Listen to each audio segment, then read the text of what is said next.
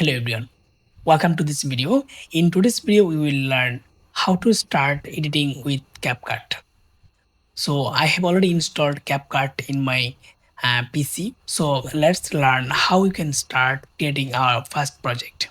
First of all, I will open my CapCut here. When you click on your CapCut app, you can see such an interface here. Now you can see here at the top, there is a section here, create project. So I will hit the create project section. Now this is the CapCut app interface where we will edit our videos. So at the left side, left top, you can see there is a box and there is an import button here, where we can import our audios, videos, and images.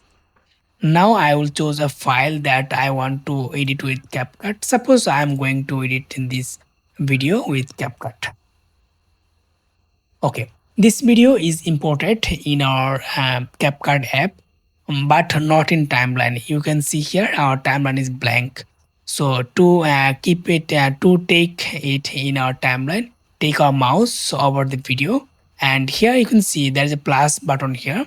I will hit it. Okay, now this video is added to our timeline. You can see it here. Now we can edit this video. We can there are so many settings here. So our video is ready for editing.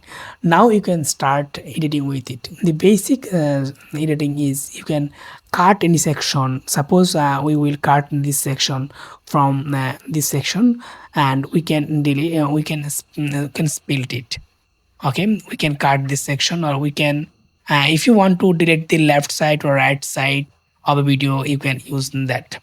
Or you can use if you want to work with the audio of the video, so you can, there are so many settings and so many options here you can choose.